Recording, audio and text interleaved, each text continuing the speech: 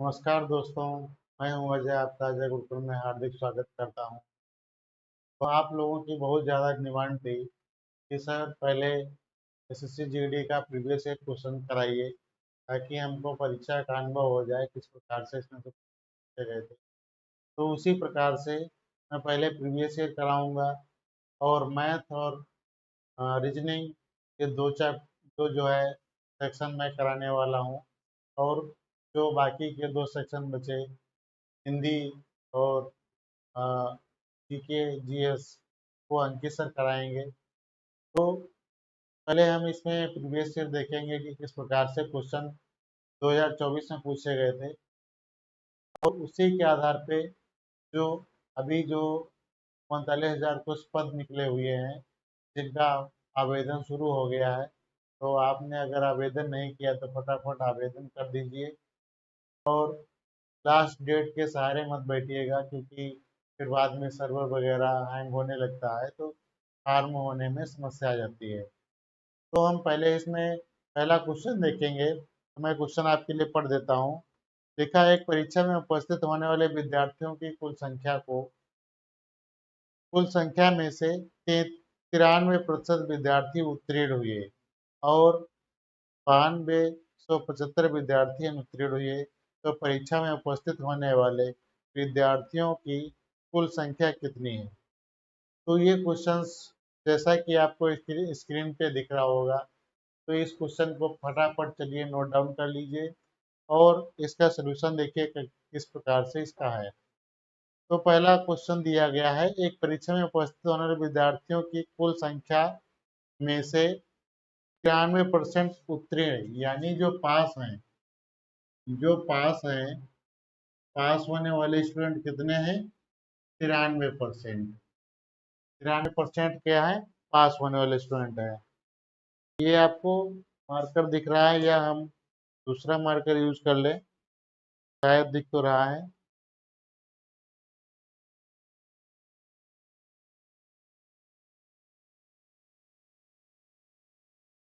पास कितना दिया है? 93%। कितना दिया है?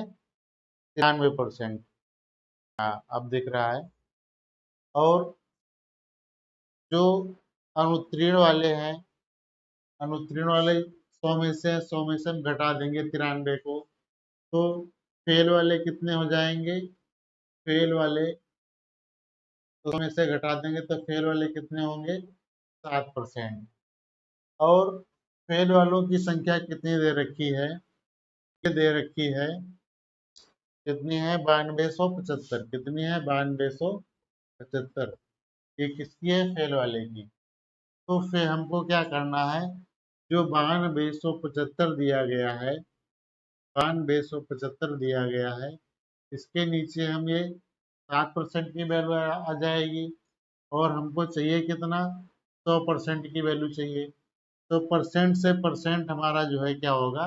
खत्म हो जाएगा। परसेंट से परसेंट क्या हो जाएगा? खत्म हो जाएगा। अब इसको जो है हम 7 से काट देंगे। 7 से इसको काटिएगा, तो 7 का नम 7, कितना बचा? 2 बचे, 22 हो गया। 7 या 21, एक बचा, 17 हो गए। तो 7 दूनी 14, 7 दूनी 14, बचे कितने? 3 बचे, 7 बचे, 35। अब जो है इसमें हम गुणा करा देंगे तो कितना हो जाएगा? 1300, 13, 132500। ये हमारा हो जाएगा 132500। तो ये कौन सा हमारा थर्ड वाला क्वेश्चन सही हो जाएगा? कौन सा? थर्ड वाला। यहाँ पर कौन सा सही हो जाएगा? थर्ड वाला। ये थर्ड वाला सही हो जाएगा। तो चलिए बढ़ते हैं अगले प्रश्न की ओर। अगला प्रश्न देखिए क्या है। अगला प्रश्न दिया गया है, 41 बूढ़े, हम यहाँ पर नोट डाउन कर लेते हैं। यहाँ पर क्वेश्चन को नोट डाउन कर लेते हैं, फिर आपको सही से दिखेगा। लिखा है 40 cross bracket 36 plus of 36 of 4 divided by 98 of 2 divide by 24 और इसको मैंने ब्रैकेट को बंद कर दिया। ये क्वेश्चन दिया गया है, कह रहा है कि इसका मान बताइए क्या होगा। इसका मान पूछ रहा है क्या होगा। चलिए इसको सॉल्व करते हैं। तो पहले हम क्या करते हैं, इस वाले ब्रैकेट को सॉल्व कर लेते हैं।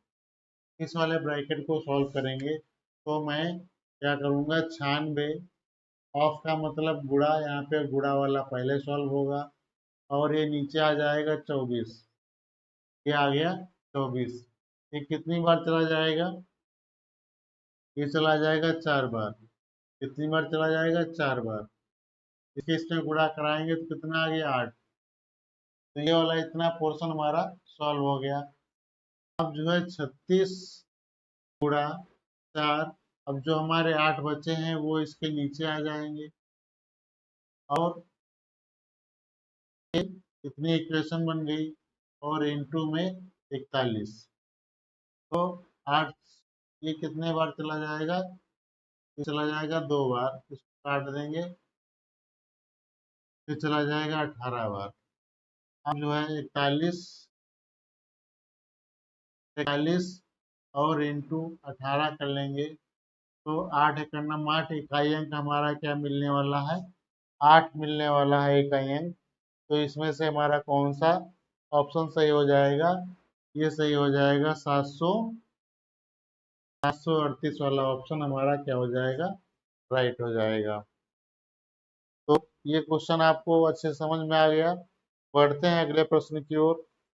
अगला प्रश्न जो है, देखिए कितना अच्छा प्रश्न है, तथा कि इस प्रश्न को आप नोट डाउन कर लीजिए और उसको प्रयास करिए किस प्रकार से लगाया जाएगा।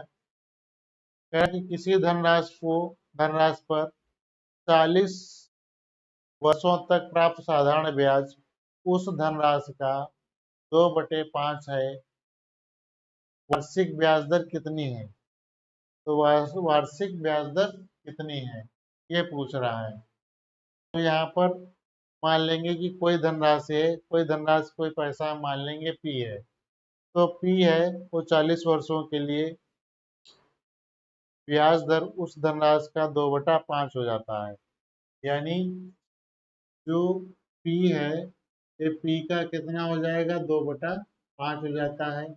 तो कोई धनराशि पी है और 40 वर्षों के लिए और कुछ इसकी ब्याज दर वही होगी।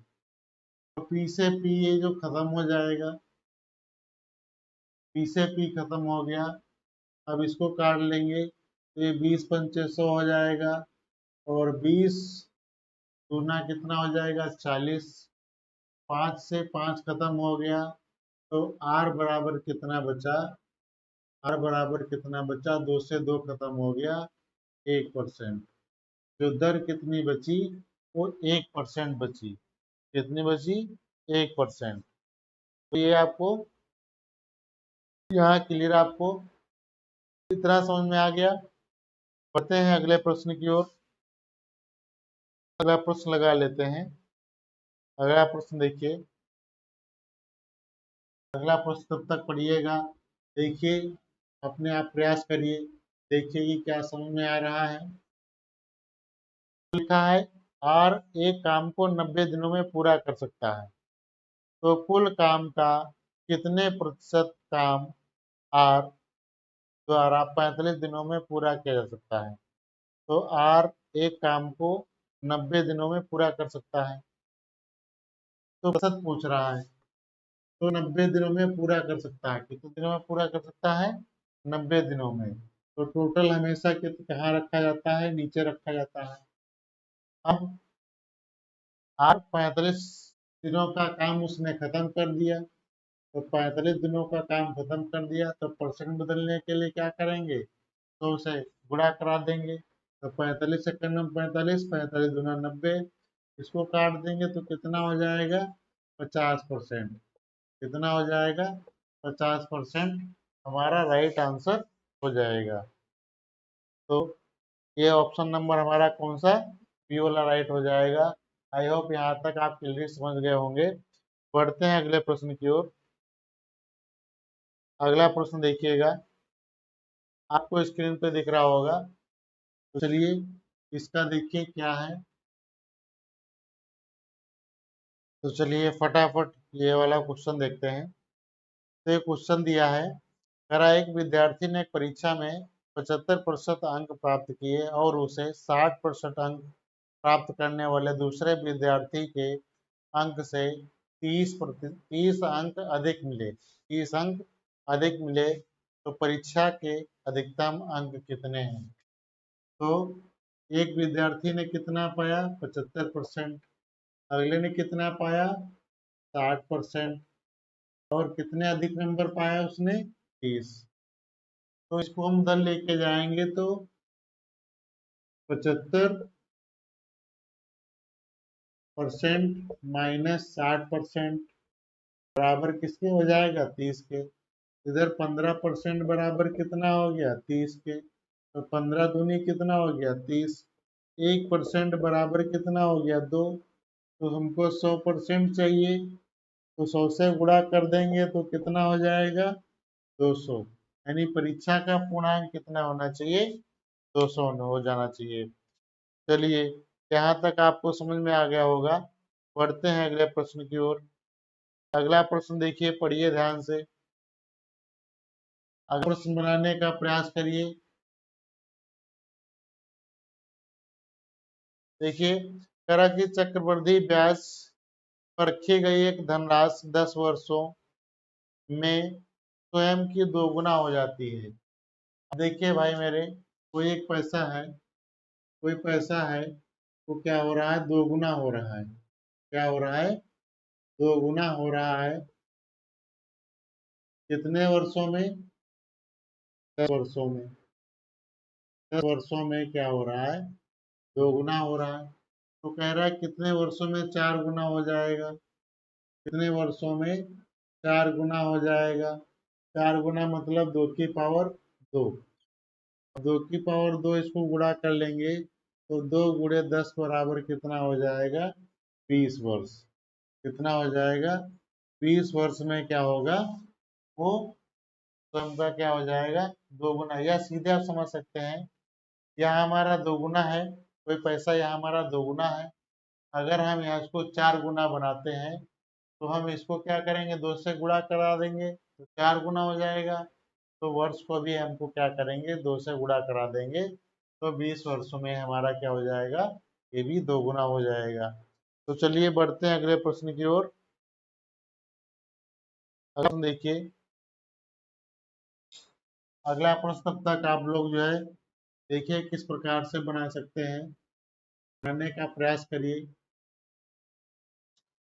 कह रहा है कि रोहित 2320 रुपये में एक पुराना बल्ला खरीदता है और उसकी मरम्मत पर 180 रुपये खर्च करता है।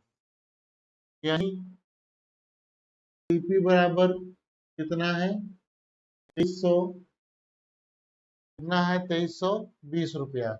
कितना है? 2320 रुपया। अब मरम्मत पर कितना रुपया खर्च कर रहा है? 180 रुपया। ये गया था इसकी जेब से ही, तो हमारा सीपी कितना हो जाएगा?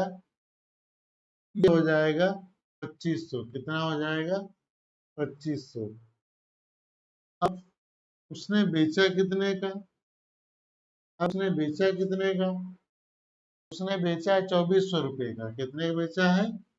2400 रुपये का बेचा है। अब देखिए, खरीदा था उसने 2500 रुपये का, बेच दिया उसने 2400 रुपये का। उसको लाभ हुआ कि हानि हुई? जाहिर सी बात है कि 2500 का खरीदा था और 2400 का बेच दिया तो 100 रुपये का उसको नुकसान हो गया। तो हम क्या निकालेंगे? लॉस परसेंट निकाल देंगे। तो इसके बीच का अंतर कितना आया? 100 रुपया। किसके ऊपर? क्रय मूल्य के ऊपर। और हम क्या करेंगे? प्रतिशत में बदलने के लिए 100 से गुणा कर देंगे। तो 0 से 0 खत्म हो जाएगा, 25 चौके 100।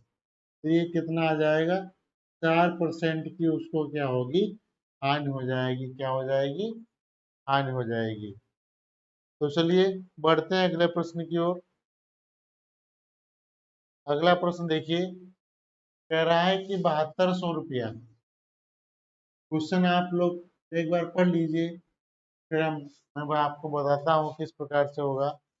कह रहा है कि 7200 रुपये को पी क्यू आर के बीच, तो पी और क्यू और आर के बीच में कितना रेशियो दिया गया है, 1/2, और इधर 4, और उधर कितना दिया गया है, 3/2। तो पूछा किसका है, कह रहा है कि आर का हिस्सा कितना होगा। तो हम यहाँ पे एलसीएम ले लेते हैं 2, एलसीएम 2 ले लेते हैं। तो एलसीएम 2 ले लेते हैं क्योंकि हमको यहाँ पर नीचे 2 खत्म करना है। तो 2 से हम क्या करेंगे, सभी रेशियो में गुणा कर देंगे। तो 2 से ये 2 कट गया, 2 से ये 2 कट गया। तो नया रेशियो क्या निकल के आ गया, 1:8:3। ये नया रेशियो निकल के आ गया। अब जो है पूछा किसका है, आर का। आर की वैल्यू कितनी है, 3, और 8 3 10, हाँ 8 3 कितना हो गया, 11 1 12। ये कितना हो गया, 12। अब इसको कितने रुपए में बांटना है, 7200 में बांटना है। लाभ कितना है, 7200 रुपया है। इसका आर का हिस्सा बताना है कितना है। तो जिनका हिस्सा बताना होता है उसकी वैल्यू ऊपर रहती है, और टोटल अनुपात क्या रखते हैं, नीचे रखते हैं। तो काट लेंगे, तो इनका नाम 3, और 3 चौके 12, इसको काट देंगे। तो 4 का नाम 4, और 4 अट्ठे 32। कितना आ गया, 1800 रुपया। कितना आ गया, 1800 रुपया आर का हिस्सा होगा। तो चलिए बढ़ते हैं अगले प्रश्न की ओर। अगला प्रश्न देखिए क्या है। अगला प्रश्न दिया गया है, अगला प्रश्न आप लोग पहले पढ़ लीजिए, क्या दिया गया है। कहा है कि 2 रेलगाड़ियां समान चाल से विपरीत दिशा में चल रही हैं। यदि प्रत्येक रेलगाड़ी की लंबाई, प्रत्येक रेलगाड़ी की लंबाई कितनी है, 320 मीटर है। क्या है, डिस्टेंस आ गया। अब समय, टाइम कितना हो रहा है, टाइम लग रहा है 18 सेकेंड। कितना, 18 सेकेंड। तो कह रहा है कि रेलगाड़ी की चाल बताइए। तो स्पीड बराबर क्या होता है, डिस्टेंस अपॉन टाइम। तो डिस्टेंस कितने दिया है, ये दिया है 320/18। यह आएगा किसमें, मीटर प्रति सेकंड में। क्या हमारा मीटर पर सेकंड में दिया है, तो इसमें वैल्यू हमारी मीटर पर सेकंड में नहीं दी है, किलोमीटर प्रति घंटा में दी है। तो हम किलोमीटर प्रति घंटा में बदलने के लिए क्या करेंगे, बड़े छोटे से बड़े में जाना है तो बड़ी वैल्यू ऊपर रहेगी, 18/5। तो 18 से ये 18 कैंसिल हो जाएगा, और 5 से इसको काट देंगे तो कितना हो जाएगा, 5 6 30, 5 चौके 20। ये आ जाएगा किलोमीटर प्रति घंटा। तो ये वाला हमारा ऑप्शन राइट हो जाएगा। तो यहाँ तक आपको दोस्तों जो है अच्छे से समझ में आ रहा होगा। चलिए बढ़ते हैं अगले प्रश्न की ओर। अगला प्रश्न कह रहा है कि एक आयत की लंबाई, एक आयत है उसकी लंबाई कितनी दे रखी है, उसकी लंबाई दे रखी है 14.28%। क्या दे रखी है, लेंथ दे रखी है।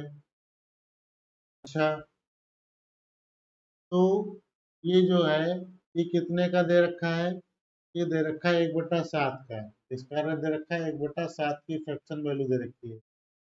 1/7 को परसेंट बदलेंगे तो इतना ही आएगा।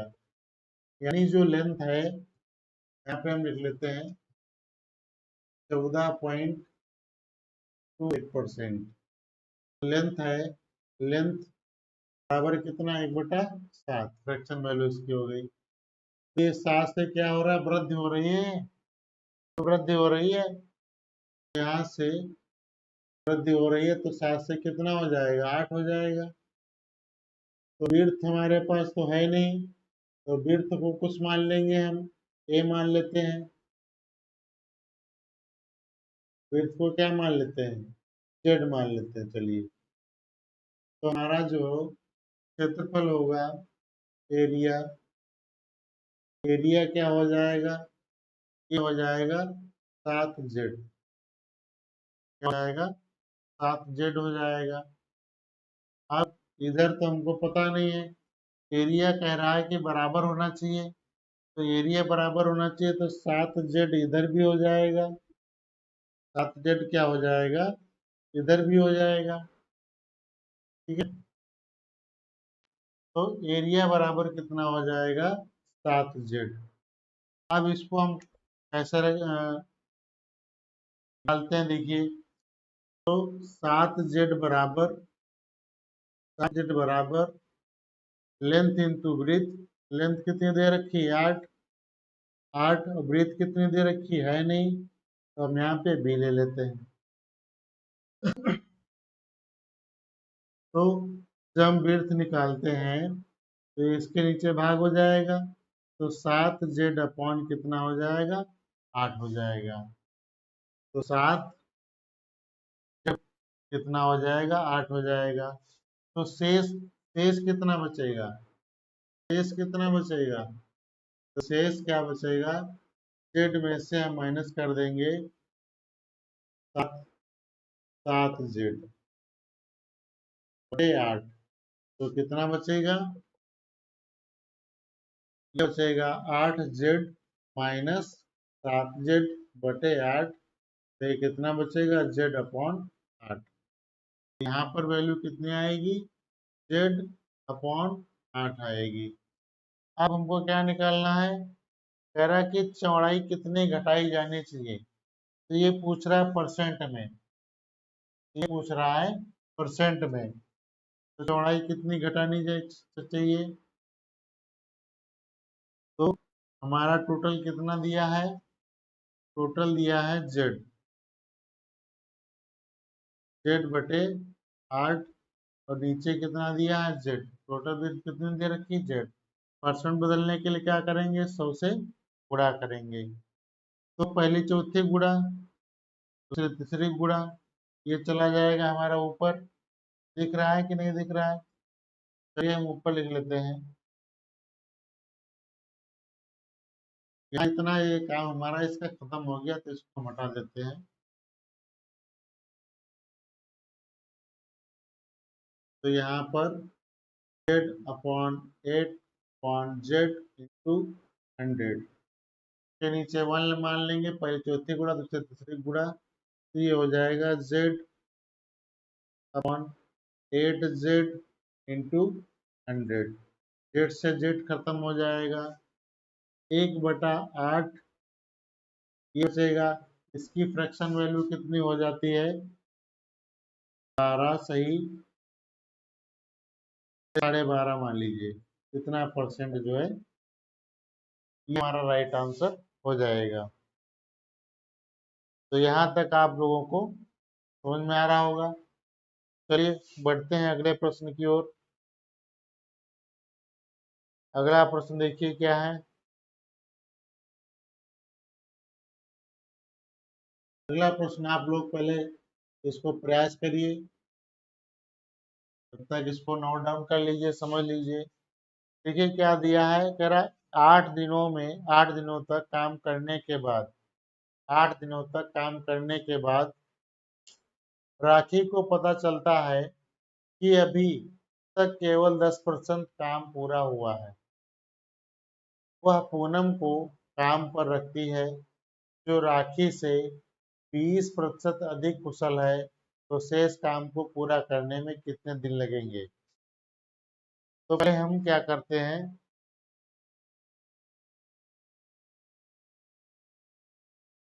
10% काम खत्म हुआ है, इसका फ्रैक्शन वैल्यू बदल लेते हैं तो कितना हो जाएगा 1/10। 1/10 बराबर कितने 8 दिन में लग खत्म कर रहे हैं, तो एक दिन का काम कितना हो जाएगा, एक दिन में काम कितना खत्म करेगा 8×10 80, इसमें गुणा कर देंगे तो ये 80 काम हो जाएगा। एक यूनिट दिन नहीं, सॉरी, एक यूनिट का काम कितना हो जाएगा, एक यूनिट का काम, एक यूनिट का काम कितना हो जाएगा 80। 80 हो गया, ठीक है। अब कह रहा है कि पूनम है और राखी है, राखी है और पूनम है, तो 20% अधिक कुशल है, किसे, राखी से। तो राखी से, राखी को अगर हम 100 मान लेते हैं तो पूनम जो है वो 120 यूनिट काम खत्म कर रही होगी, यहाँ से 0 से 0 खत्म, और ये 5 और ये 6, इनका अनुपात कितना निकल के आया, 5:6। तो टोटल काम हमारा कितना हो जाएगा, टोटल काम जो राखी है वो टोटल वर्क निकाल लेते हैं, राखी कितने दिन में काम कर रही है, 80 गुणे कार्य क्षमता कितनी है 5, तो टोटल काम कितना हो जाएगा 8×5 = 40, 400, 400 काम हो जाएगा टोटल हमारा, टोटल हमारा काम कितना हो जाएगा 400 हो जाएगा, ठीक है। अब जो है मुझे क्या करना है, इसका 400 का 10% काम खत्म कर चुके हैं, अच्छा कितना 90% काम, 90% काम ये दोनों मिलके खत्म करेंगे तो ये कितना हो जाएगा 6×5 = 11, तो ये 0 से 0 खत्म हो जाएगा, 9×36 हो जाएगा, और नीचे कितना 11, तो इतने दिन लगने वाले हैं, इतने दिन में ये पूरा काम को खत्म कर देंगे, इतने दिन में क्या करेंगे काम को खत्म कर देंगे। तो यहाँ तक अब लोगों को समझ में आ गया होगा कि इसका राइट आंसर क्या हो जाएगा, 360/11 दिन। चलिए बढ़ते हैं अगले प्रश्न की ओर।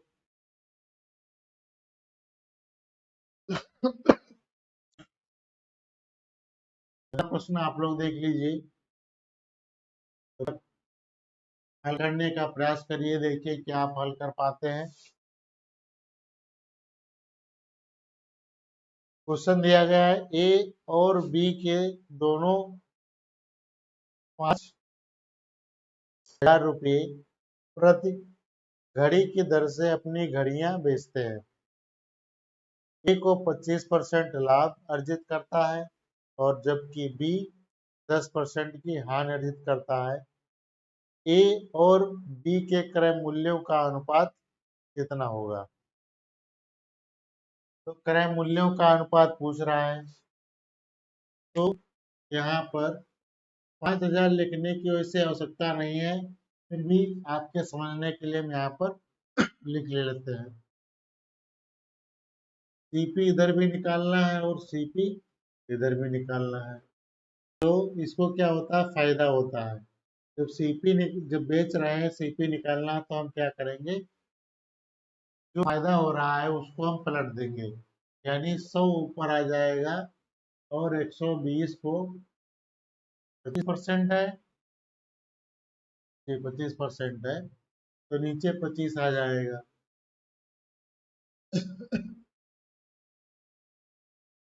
अब रेशियो निकालना है हमको, तो 5,000 इधर हो गया और 100 नीचे हो जाएंगे, ऊपर हो जाएंगे, और इसको जो है कितना हानि हो रहा है 10% की हानि हो रही है, तो हमारा 90 नीचे बचेगा। रेशियो में तो ये हमारा कट जाएगा, तो बस आपको समझने के लिए रखा था मैंने, और ऊपर के 100 से 100 क्या हो जाएंगे, ये कैंसिल हो जाएंगे। बचा कितना 125/90। यहाँ से 5 काट लेते हैं, ये हो जाएगा 5 गुना 10 पचम 25, इसको 5 से काट लेंगे तो ये हो जाएगा 5 एकम 5 और 5 अट्ठे 40। तो यहाँ पर रेशियो कितना निकल के आ जाएगा? 25/18। कितना निकल के आ जाएगा? 25/18। तो हमारा डी वाला ऑप्शन राइट हो जाएगा। चलिए अगला प्रश्न देखिए। अगला प्रश्न देखिए, उसको एक बार पढ़ लीजिए जब तक हम बोर्ड रफ कर रहे हैं। जरा एक कुर्सी का अंकित मूल्य 2000 रुपये है। 20% और x% के दो क्रमिक छूटे देने के बाद वह कुर्सी को 1400 रुपये में बेचा जाता है, तो x का मान बताइए। तो कितना है? 200 रुपये की 2000 रुपये है। इसमें दो क्रमिक छूटे दी जाती है, एक 20% दी जाती है, एक x% दी जाती है। x% का मतलब 100 माइनस x। ये हम क्या करते हैं, 100 में से पहले ही घटा लेते हैं, बराबर किसके हो जाएगा? 1400 के बराबर हो जाएगा। यहाँ ये जो जीरो से जीरो खत्म हो जाएंगे, ये हो जाएगा 20 गुणा 80 और इंटू 100 माइनस एक्स बटे 100 बराबर 1400। ये जीरो से जीरो खत्म हो जाएंगे, 8 दूनी कितना हो जाएगा? 16। 16 की गुणा करेंगे तो कितना हो जाएगा? 1600 माइनस 16x बराबर 1400। 16 इधर लाएंगे और उधर चला जाएगा तो बचेगा कितना? 200 बराबर 16x।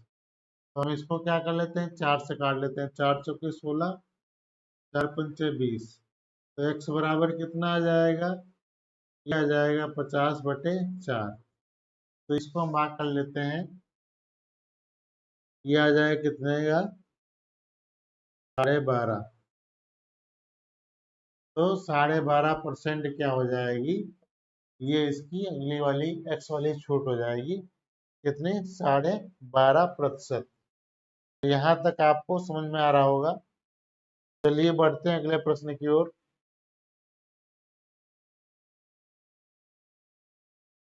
अगला प्रश्न देखिए।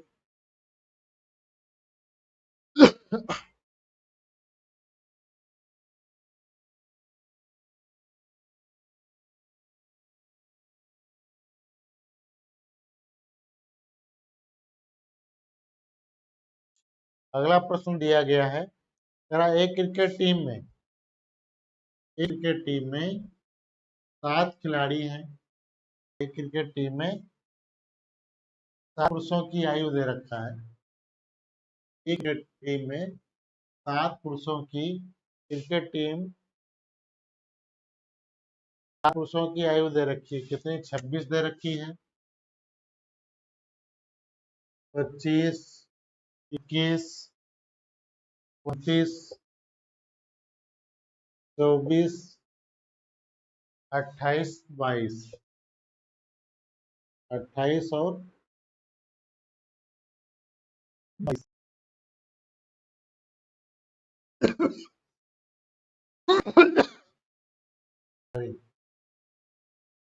3, 3, 6, 7, 7 लोग हो गए जिनकी आयु दे रखी है।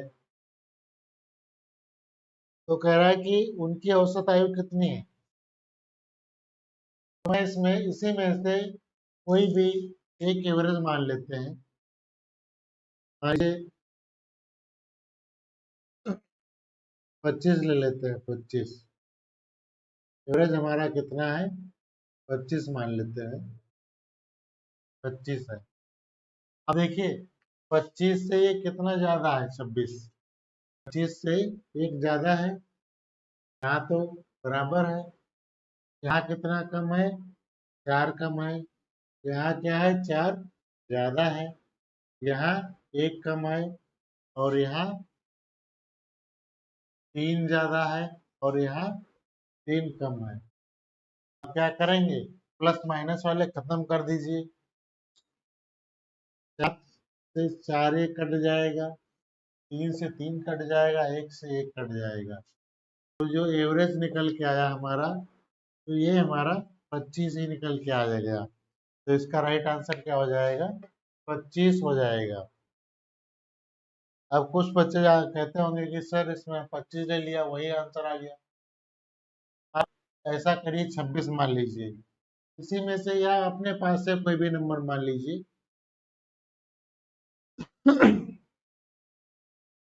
नंबर क्या करना है, ऐसा मानना है जो इसके समथिंग हो, इसी के आसपास हो। मैं एवरेज जो है, एवरेज मान लेता हूँ 26 है हमारा। तो ये तो हमारा 0 हो गया। यहाँ माइनस का एक कम है, यहाँ माइनस के 5, 26 से -5 कम है, और यहाँ पर 3 ज्यादा है, यहाँ पर 2 कम है, यहाँ पर 2 ज्यादा है, और यहाँ पर 4 कम है। अब क्या करना है, प्लस माइनस वाले खत्म कर देना है, ये से खत्म हो जाएगा। ये हो गया 4, 4 5 4 9 1 10, तो माइनस के हो गए 10 और प्लस का 3, जो है कितना आ गया, माइनस का 7। माइनस का 7 आ गया। अब व्यक्ति कितने थे, 7 ही व्यक्ति थे, तो 7 को 7 से डिवाइड कर देंगे, तो बचा कितना हमारा, माइनस का 1। तो 26 में से माइनस 1 करेंगे तो कितना आ जाएगा, 25 आ जाएगा, जो कि हमारा राइट आंसर हो जाएगा। तो यहाँ तक आपको समझ में आ गया होगा। ये मेथड जो है आपको कैलकुलेशन से बचाएगा। अगर अगर मान लीजिए यहाँ पे चीजें ज्यादा लंबी दे रखी होती, मान लीजिए 100 200 300 के आसपास नंबर दे रखे होते, तो आपको जोड़ने में समय लगता है, और इससे हमको जो है आसानी से हल्के में हो गया। तो चलिए बढ़ते हैं अगले प्रश्न की ओर। अगला प्रश्न देखिए, क्या है कि ये दिया गया है 7 प्लस 33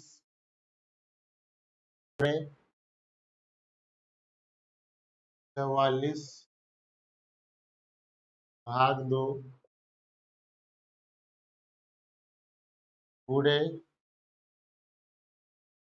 5 गुणे 5 का मान पूछ रहा है। मान क्या होगा, अब जो भी ब्रैकेट दिए गए हैं इनको हल कर लेंगे, इधर कितना हो जाएगा, 40 हो जाएगा। ये इसको भाग करेंगे कितना आ जाएगा, 22 हो जाएगा, और पचम 25 हो जाएगा। ठीक है, अब इसकी मल्टीप्लाई करा लेते हैं, तो ये हो जाएगा 25 दूना 50, 5 बचे 25 दूना 50, 5 55। अब तो जीरो लग गए, 4 से गुणा कराइए, तो 4 पंचे 20 का जीरो, 4 पंचे 20 दो 22। तो राइट ऑप्शन हमारा कौन सा हो जाएगा, 22,000। कौन सा हो जाएगा, 22,000। चलिए अगला प्रश्न देखिए। अगला प्रश्न क्या कह रहा है, कह रहा है एक वर्ष में सपना का, तब तक आप लोग प्रयास करिए, देखिए तो आप कर पा रहे हैं कि नहीं कर पा रहे हैं। एक वर्ष में सपना का औसत मासिक व्यय, औसत मासिक व्यय वर्ष के प्रथम 3 महीनों के लिए 1100 रुपये, 3 महीनों मंथ मंथ के लिए कितना है, 1100 रुपया, 1100 रुपया। तो हम इनका योग निकाल लेते हैं, तो क्या कितना हो जाएगा, 11 3 33। ₹3300 हो जाएगा। फिर अगले 5 महीने के लिए, अगले 5 मंथ के लिए कितना? ₹1000। इसको 5 से गुणा कराएंगे तो कितना हो जाएगा? 5000। फिर कह रहा है कि अगले 4 महीने के लिए, 4 मंथ के लिए कितना? ₹1200। तो ये हो जाएगा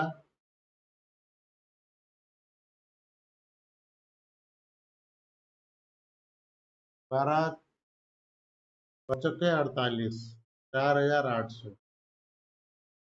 तो इनको हम ऐड कर लेंगे, कितना आ गया? 0 0 8 और 3 11 का 1 हासिल 1 और 5 3 8 4 12 1 13। 1300 हो गया। इतना रुपये क्या कर रही? खर्च कर रही, व्यय कर रही। अब कह रहा है कि यदि उसकी कुल वार्षिक बचत 1300 है, 1300 क्या है? बचत है। ये बचत। अब हम इसको जोड़ लेंगे तो हमारा क्या आ जाएगा? आय आ जाएगी। क्या आ जाएगा? आय आ जाएगा। तो 0 0 4 4 कितना? ये आ गया, क्या आ गया? इसकी आय आ गया। अब आय का औसत पूछ रहा है। क्या पूछ रहा है? आय का मासिक औसत कितना होगा? अब यहाँ पे औसत निकालने के लिए मंथ देखिए कितने हैं? 5 4 9 और 9 3 12। तो हम क्या करेंगे? 1200 से इसको डिवाइड कर देंगे। 12 बराबर 144। तो कितना निकल के आ जाएगा? ₹1200। क्या निकल के आ जाएगा? ₹1200 निकल के आ जाएगा। तो यहाँ तक आपको समझ में आ गया होगा। चलिए बढ़ते हैं अगले प्रश्न की ओर।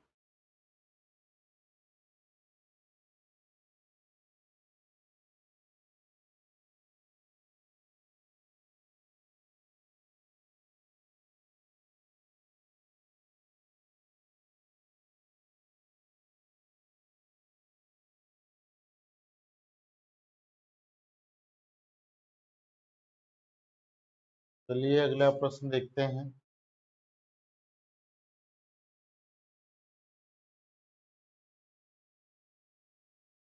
अगला प्रश्न दिया गया है,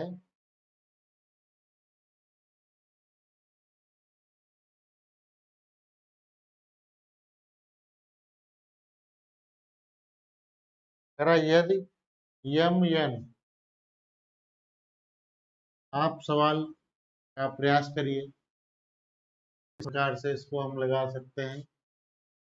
देखिए यम और एन, इनका रेशियो कितना दिया गया है? 9:6। और पूछा क्या है इन्होंने? पूछा है यम प्लस एन और यम माइनस एन। तो इसमें इसको जोड़ देंगे तो 9 6 कितना हो जाएगा? 15। और घटा देंगे तो कितना हो जाएगा? 3। तो 3 एकम 3 तिपस 15। तो इनका अनुपात कितना आ जाएगा? 5:1। आ जाएगा 5:1। राइट ऑप्शन कौन सा हो जाएगा हमारा? ए वाला। कौन सा हो जाएगा? नहीं सॉरी, बी वाला। चलिए अगला क्वेश्चन देखते हैं।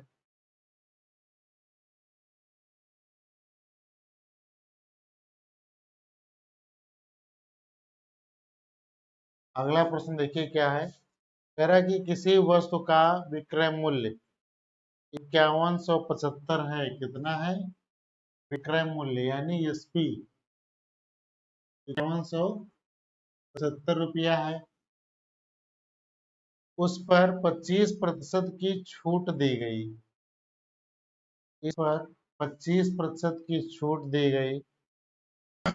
तो वस्तु का अंकित मूल्य बताइए।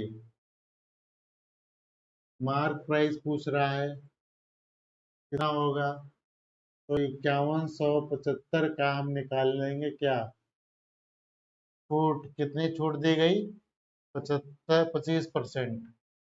25% इसमें क्या दी गई? छूट दी गई। तो हमको निकालना है, पहले वाली वैल्यू निकालनी है। तो यहाँ पर क्या हो जाएगा? 75।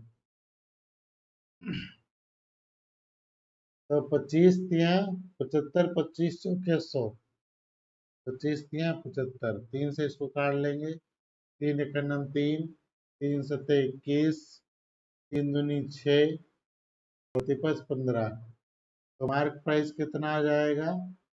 4 से गुणा कराएंगे, 4 पंचे 20 का 0, 2 बचे, 4 दूनी 8, 2 10 का 0, हासिल 1, 5 चौके 28, 1 29 के 9, हासिल 2, 4 एकम 4, 2 6। यानी मार्क प्राइस पहले वाला यानी मूल्य कितना था? 6,900 रुपया। कितना? 6,900 रुपया। इस पर जो है 25% की छूट दी गई, तब ये जो वस्तु जो है 5175 रुपये की बेची गई। तो यहाँ तक दोस्तों समझ में आ गया होगा। अब बढ़ते हैं अगले प्रश्न की ओर।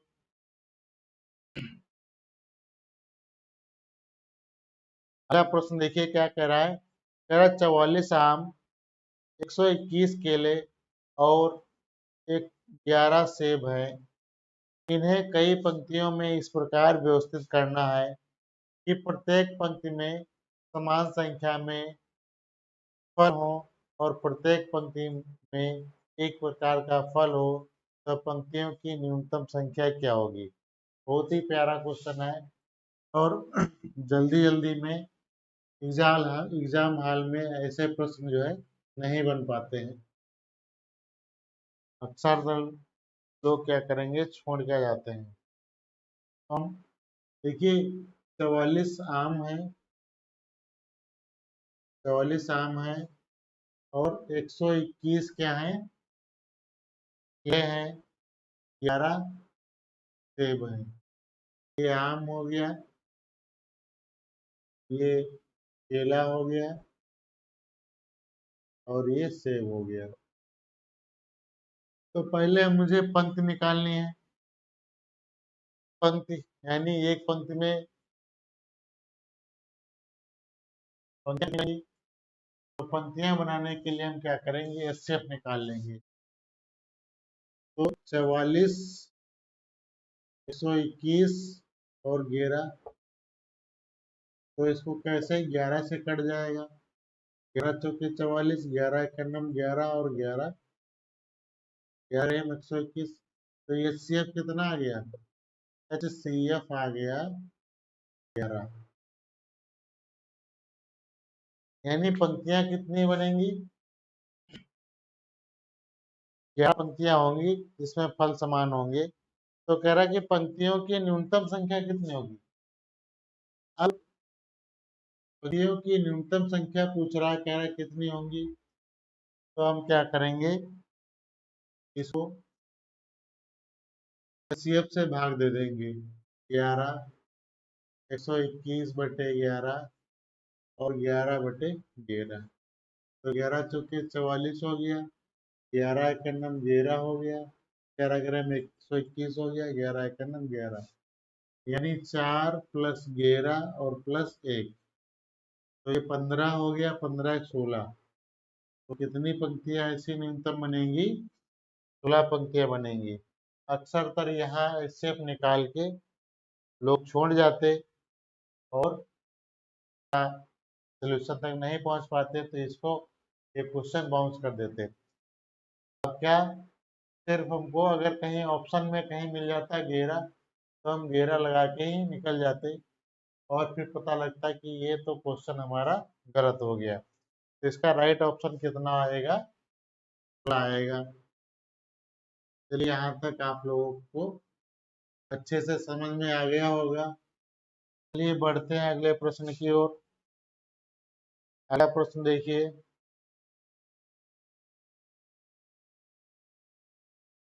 अगला प्रश्न कह रहा है कि मान ज्ञात कीजिए। 175 गुणे 72 8 24 प्लस 5